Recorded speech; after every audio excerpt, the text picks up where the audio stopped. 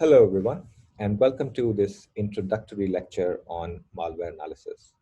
My name is Vimal Kumar, and I'm a senior lecturer at the University of Waikato. I'm also the head of our cybersecurity lab here, which we call CROW. It's always nice to have a short acronym that rolls off the tongue easily, and we call ourselves CROW, Cybersecurity Researchers of Waikato. Before I go forward, I'm going to drag this window down at the bottom so that it doesn't interfere with anything. Right. I'm also the convener of our Master of Cybersecurity program, which happens to be the oldest cybersecurity program at the postgraduate level in New Zealand. I teach the papers on cybersecurity and malware analysis and pen testing. My research revolves around cybersecurity in general, but also in Internet of Things. And recently, I have also started working in this new and exciting area of human-centric security. Now, if you have worked with computers, and if you are a student of computing, you may have had the misfortune of coming across a malware before. So malware can take many forms. Malware basically stands for malicious software. And the various forms that it can take, you may be familiar with some of them, are ransomware, viruses, worms, trojans, etc. When a machine is infected with a malware, it shows certain signs of infection. And so you may have already done some primitive form of malware analysis if you have had the misfortune of having malware on your machine. So some of the characteristics that the machine can display is that it may be slow, it may be doing strange things, it may be behaving strangely. And when that happens, you try to investigate the root cause behind it. And that basically is malware analysis. To put it formally, the malware analysis is the art of dissecting malware to understand how it works, how to identify it, and how to eliminate it. It involves analyzing a suspect binary in a safe environment to identify its characteristics and functionalities. Malware analysis can take two different forms. You can do static analysis and you can do dynamic analysis. One of the things to remember when you're doing malware analysis or when an analyst, an expert is doing malware analysis is that for a malware, when you want to analyze a malware, you don't really have access to the source code. So you have this malicious software, but all you have is the executable. And you want to identify how, you want to understand how this executable works, how the software works. You want to understand what functions it has. You want to understand its characteristics. You want to understand what it's doing. And all you have to understand it is that executable. You don't have the source code. And so a lot of malware analysis is basically trying to find out all that information through that executable. So the malware analysis can take two different forms, like I said before, static analysis or dynamic analysis. In static analysis, which is usually the first step in studying malware, we analyze the code and the structure of the program without executing it. Okay? And when I say analyze the code, I'm not talking about the source code because we don't have access to the source code. I'm talking about the binary, the binary code and the assembly code, which we have access to in the executable. Okay? The dynamic analysis, on the other hand, what we do in dynamic analysis is that we execute that binary, we execute the ransomware or malware in general. In an isolated environment, and we monitor its behavior. We try to see what the malware is doing so that we understand how it works. Okay? So those are the two different forms of malware analysis. And what I'm going to do in the rest of this short lecture is I'm going to talk about a few simple and easy things that we can do to perform some introductory sort of malware analysis. Okay. Now, before you do any analysis, any analysis on the malware, it is very important that you create a safe environment to do so. Okay. Remember, the malware, you always do malware analysis in a safe and isolated environment. You do not want the malware that you're analyzing to infect your machine. And you definitely do not want the malware that you are analyzing to escape your machine and infect other machines. Okay, so it is very important before doing any sort of malware analysis to set up a safe and isolated environment. So here is one of the ways that you can do this. Um, so you start by using a virtualized platform. So you can use any virtualization platform, either use VMware, VirtualBox, or something else. Um, and always perform malware analysis on virtual machines. Never perform malware analysis on physical machines. Always install a fresh copy of the operating system inside the virtual machine, and always keep your virtualization software up to date. Now, you must keep in mind that your virtual machine should not be able to connect with the outside world. Okay. So one of the ways of doing that is by using the host-only network configuration for your VMs, so that your VM is isolated from the outside world. Okay. And also make sure that you do not connect any removable media that might be later used on a physical machine. What you can also do is, inside the physical machine, you can create multiple virtual machines, and you can have a network of virtual machines that can talk to each other, but are not able to talk to the outside world. Okay? So that could be a good, safe, and isolated environment to perform malware analysis. Okay, so let's say you have found an executable, a binary, that you suspect is a malware. So what do? How do you start? Okay. The first thing is, how do we identify? We need a way to identify the malware. Okay. Now we cannot use the name of the malware to as an identification for the malware, because names are changeable. They can be changed. If there is a malware author, say we are talking about the WannaCry malware. Okay, the malware author is not going to use the real malware name, or anybody who's distributing the malware is not going to use the real malware malicious name as its name. They are going to rename the malware to something benign so that they can fool the user. So definitely we cannot use the name of the malware to identify it. We need a better identification mechanism. So one of the ways that we can use, one of the mechanism that we can use to identify a malware is hashing. So we can create hashes on the malware, and you can use any of the hashes, any of the major hashing algorithms that are out there, such as MD5 or SHA-1 or SHA-256, and you can create a hash on your file and use that as the identifier for the malware that you're dealing with. So there are various utilities available on Linux, like MD5 sum, SHA-1 sum, SHA-256 sum, to create hashes on files. There is SHA-SUM utility on macOS that you can use, and there are various applications that you can download for Windows that will allow you to create hashes.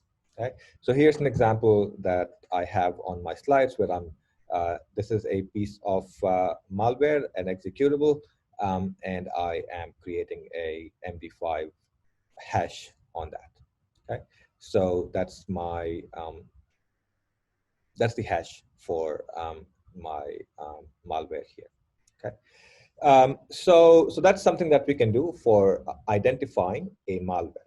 Okay, now once you have the malware and once you have that identification, once you have that hash, what can you do with it? Okay, the first thing to do would be to try an online scanner to see if there's any information about that malware online. Okay, so there are online scanners like VirusTotal that act as aggregators. And what they do is, if you submit something to them, they're going to talk to various other antiviruses, anti-malware, and they're going to try and see what they think of the hash that you have uploaded. So what we can do is, once we have the file identifier, once we have the hash, we can submit that hash to VirusTotal, which is an online scanner, and see what it says. It can come back with, if it's a malware, it can come back with saying, hey, 55 out of the 60 scanners that I contacted think this is a malware. So in that case, you know what you're dealing with. One of the fun things you can do is, I have this hash here that was calculated for this particular malware. You can try and see what it returns. You can try and plug this into VirusTotal, and you can see what VirusTotal says about this particular hash. Okay, so when you submit a hash to an online scanner, it can come back with saying it's a malware, or it can come back and say it did not detect anything. Okay, now when an online scanner says it didn't detect anything, it doesn't mean that the file that you're dealing with is not a malware. It just means that it was not detected as a malware. So that can mean two things. One, of course, that it's not a malware, but also it means that, or it may mean that the online scanner wasn't able to detect this. So it may be a malware, but the online scanner hasn't been able to detect it. Okay, so when an online scanner says it did not detect a malware, it does not mean that what you have is not a malware. So you have to be careful. You cannot rely 100% on the online scanners. Okay, one thing that you have to be careful about, for many of these online scanners, they will accept the file identifier, the file hash, but they will also accept the file itself. So you can take your file and you can upload it to VirusTotal, and VirusTotal will tell you whether it's a malware or not. But I would advise that you don't upload files to online scanners, because files may contain sensitive data. Okay, and you don't want to expose your sensitive data to VirusTotal. So a good idea would be to just use a file identifier like a hash and submit the hash to an online scanner. Right. Now, so that was one of the first things you can do. Another thing that you can do is you can do a strings analysis of your malware. Okay, so what we all understand what strings are, but what we also need to understand is that strings in a program can give us a lot of clues about what that program does. Okay, so a program may have many types of strings. So of course you can have literal strings, so strings that you use as variables, but you can also have strings which are the names of functions, the names of libraries, the paths to libraries, and things like that. So when you look at all of these strings that are there in a binary, that can give you a lot of information about what that program does. Okay, so there is this utility called strings that is, you can find it inbuilt in Linux and Mac OS, but for Windows, it's available to download from Microsoft's website. And so what this strings utility basically does is it extracts all the strings that are there in an executable. Okay, so the strings that you write in your program are preserved in the executable, so you can extract those from the executable. The way strings works is it tries to find 3 or more ASCII characters followed by a null character. So if it finds something like this, it will tell you that it has found a string. So let's see an example. So here's an example. Here's the source code in C, and so you can see that in the source code, I have a string variable, and that is basically a string, and I'm printing it out. Okay, so that's a simple program. I have compiled this program, and then I do a strings on this program. So I'm just running the strings utility on the executable, and this is what it finds. So these are all the strings it found in my program. Okay, so what are these strings? So you can see that this is the path name. This is the path name. This is a path to a library file. So I can see what library files were compiled. Uh, there is the printf function. So that's the name of the function. That is also a string. So I can see what functions were used. There are some other functions here that were used. And then if you go down below, you'll also find the literal string that was used in the program. Okay, so the strings utility gave me all the different strings that were compiled into this binary. And sometimes this can give you a lot of information about the malware. This can tell you exactly what functions malware is using and exactly what the malware is doing. Okay? So strings is one of the simplest of the things that you can do, and it can give you a lot of information about the malware. Okay. Another thing that you can do is, well, one of the things that you would want to do when you're analyzing a malware is you would want to, first of all, identify what this file is. Okay. And sometimes the identification is not very straightforward. So a lot of times, malware authors and people who distribute, cyber criminals who distribute malware, they obviously don't want the users to know that this is an executable. So they will change the file extension. Okay, so you have WannaCry.exe, but WannaCry.exe appears as test.docx or test.txt. Okay, obviously because these criminals don't want you to know what this actually is. Okay, so in that case, how do you identify if you are dealing with a file, what type of the file it is? If it says it's test.txt, is it really a text file? Okay, so how do you identify that? If it says test.docx, is it really a doc file? Is it really a Word file? How do you identify that? File extensions can very easily be changed, so file extensions are not reliable. Okay, but there is something that we can do which is much more reliable than file extension, and that is we can look at magic numbers. Okay, so every file format has a particular signature. Okay, and that signature is also referred to as magic number. Okay, so basically a magic number is a hard-coded number, and every file type, every file format will have that particular number that you can find in the file. Okay, so for example, PE files, which is the file format used by Windows executables, has the magic number 4D5A.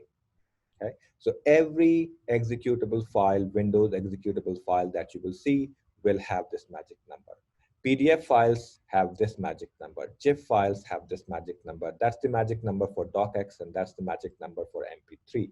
So if you're not sure what file you're dealing with, one of the things that you can do is you can open that file as a binary in a hex editor and try to see the magic number. Okay, and that will tell you exactly what type of a file it is, even if the file extension has been changed. So for example, I have this executable file called hxdsetup.exe, and I'm opening it in a hex editor.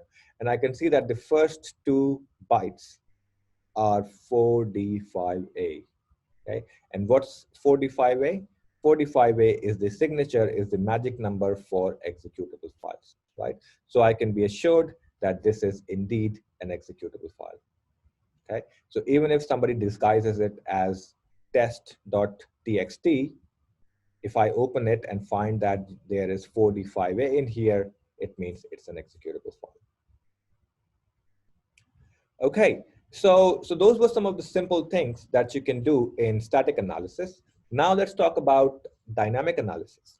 Okay, so a lot of times we would want to understand the behavior of malware. We want to know what the malware does. Static analysis sometimes can give us a lot of information, but a lot of times there are ways to obfuscate information that we won't get from static analysis. So we then have to do dynamic analysis.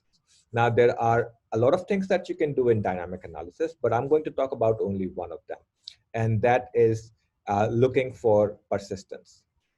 So one of the things that malware do is they try to establish themselves on machines once they are on a machine. Okay, so if a cyber criminal is distributing a malware and they want to profit from the malware, obviously they don't want the malware to just go away once you reboot the system. Okay, so they try to find ways where the malware can establish itself on the machine and can persist even after a machine is rebooted. So there are various ways to do that. There are various ways a malware can establish itself so that it persists after a reboot. And one of the ways that a lot of malware use is by inserting themselves at various places in Windows registry. Okay, so I'll talk about that a little bit. So Windows registry is basically a large configuration file for the Windows operating system, and that information that lies in the Windows registry is used by the Windows operating system when it boots up. Okay? So it's basically, the Windows registry is basically a large key value store where you have a lot of keys and each key has some value. But it's a hierarchical storage, and so each key has other subkeys and those subkeys have other subkeys inside of them. So at the top, at the root level, we have these 5 keys: HKCR, HKCU, HKLM, HKU, and HKCC. And within these top level keys, there are various other subkeys.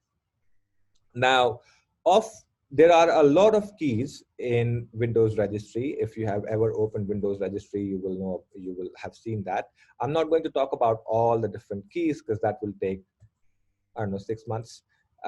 But what I will do is I'll talk about some of the important keys that malware use very often.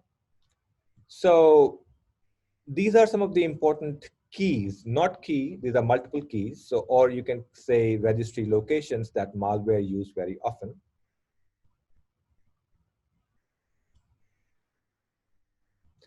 Um, there was a little bit of a hiccup there, but we're back. So we have these keys, run keys, run once keys, run once X keys, startup keys, and app init underscore DLL keys that are used quite often by malware. So if a malware, well, in general, if you want to run a program every time the user logs into a machine, you place the address of the program in one of the run keys. And malware authors obviously want the malware to run every time you log in. So you will find that the malware authors try to insert the malware in the run key. So that's one of the places that you will look for if you're looking for a malware on a machine. Similarly, you have the run once key. Run once key runs the program that's placed there the first time the user logs in. You also have the run once X keys, which are like the run once keys, but when they execute the program, they execute it with a dialog box. You also have the startup keys, and the startup, every program that is placed in the startup keys is executed every time the machine boots. And finally, you also have the app init underscore DLL keys. And all the programs, generally DLLs that are placed in these kind of keys, they are inserted, they are injected in the address space of each process. So this is really important and can be really malicious. So one of the things that you would want to do if you're looking for malware and you're trying to see how the malware is trying to persist on your machine is that you go to these keys and you try to see what's happening in those keys. Is there any obviously strange activity happening in these keys? Is there something that you don't recognize? Okay, so that's one of the things that you can do in dynamic analysis. Now, you will need, registry is huge. There are hundreds and hundreds and hundreds of keys. So you will need certain tools if you want to deal with the registry. You are probably familiar with regedit, that is used to edit the registry keys, which is a GUI. There's also this nice little tool available called Redshot. So if you want to see what keys the malware has deleted, or what keys the malware has updated, or what keys the malware has inserted into the registry, you can use Redshot. So the way Redshot works is that it takes snapshots of the registry keys. So you can run red shot and then run the malware and then run red shot again. And then you can compare the snapshots, and red shot compares the snapshots automatically for you and gives you what was changed. So that is something that you can do under dynamic analysis for malware analysis. And that is all I have for you, and that will conclude this little introductory lecture on malware analysis. Thank you.